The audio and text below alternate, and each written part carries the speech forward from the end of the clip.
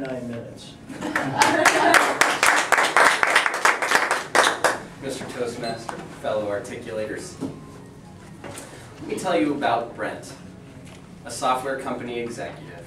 He's 65 and he's looking to retire, but he's recently met with his financial advisor and he's been told he doesn't have enough money in his retirement accounts, even though he's been putting money away routinely to retire. He either has to keep working or sell his house. Now Jill, a construction company owner, has different problems. At a job site, a crane broke and a steel beam crashed down, injuring several people. The resulting lawsuits may leave her penniless. And then there's Robert. Robert's a doctor. Recently he was killed in a car accident, leaving his family only their home, a small bank account, and his practice, which won't produce much income without him. All of these financial situations look really tough, and all of them could have been improved with the Section 79 plan. What's a Section 79 plan? Well, I'm glad you asked. In the broadest terms, a business is allowed to buy its employees life insurance. There are regulations on how the business is allowed to buy this life insurance. Those regulations can be found in Section 79 of the tax code. If you've ever worked in a company that provided you life insurance as a benefit, that was likely through a Section 79 plan. It's a nice benefit to provide. So it's okay, I'm going to go ahead and talk to you a little bit about life insurance and how that works. There are two basic types of life insurance. The first type is called term insurance. What happens with term insurance is you pay Desmond Life Insurance Company a premium for a term, call it 1 year. If you die within that term, Desmond's going to pay me the death benefit on the life insurance. If I don't die, he keeps the whole premium. It's his, and I walk away, policy's over. The second type is called cash value life insurance. For the same death benefit, I'm going to pay more money. I'm going to pay Desmond a higher premium, but he's only going to keep a part of it for the insurance costs, and he's going to set up over here what's called a cash value account for me. And that cash value account is going to be invested and grow. And every year I pay the premium, he's going to take his little piece and put some into a cash value account for me. And as that grows over time, whenever I decide to walk away, if I decide to walk away, I can always take that cash value with me. I may leave with more money than I originally invested in the contract.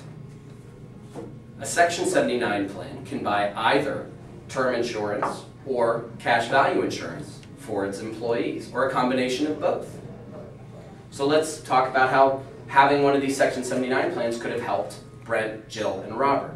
Remember, Brent didn't have enough money to retire. Well, if he'd have worked for a company that had a Section 79 plan that had been investing in cash value life insurance for him, when he retired, if he decided he didn't need that death benefit anymore, and maybe he doesn't because now he's not working, he could have taken the cash value. The policy was his, it was his benefit, and he would have had that extra cash to use to help fund his retirement. Now, for Robert, it's a little more obvious actually how that would help him. I mean, he died. If he was covered by a Section 79 plan, Desmond Life was going to pay him the death benefit. And while no money is going to replace a loved one, at least the family would have had some peace of mind about the future while they grieve for their loss. Now for Jill, it's a little more, you have to know one more thing about life insurance to really understand how this would have helped Jill out. The four most creditor-proof assets in Florida are your home, your retirement accounts like your IRAs and your 401ks, annuities, and, take a guess. That's right, the cash value of a life insurance policy. So, when the company had this accident on the property, and she had all these lawsuits, if they had already had set up a Section 79 plan and been putting money into these life insurance policies, that money would have been protected from all of these lawsuits, and at the very least she would have had that money to fall back on if everything else got taken away from her.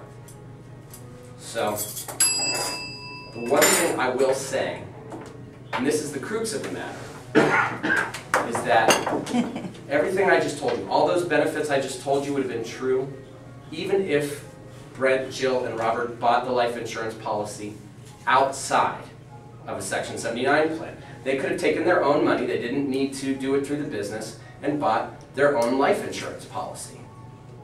So why have I spent all this time talking about Section 79? I should have been just talking about life insurance, right? Because it's a great thing for them to own.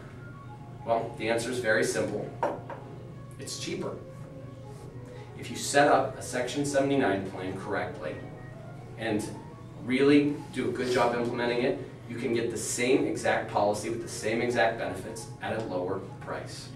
So then the question becomes, why wouldn't everyone buy their life insurance with a Section 79 plan? Again, fairly simple.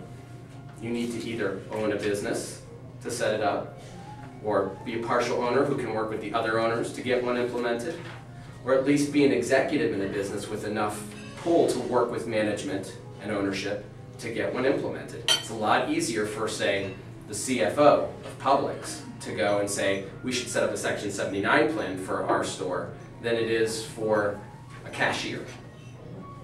So, in summary, I would like to leave you with these 3 bullet points. 1, owning cash value life insurance provides great benefits for you and your family. 2, doing it through a Section 79 plan, if done correctly, can save you money. And 3, I can help you with all of these issues. Give me a call.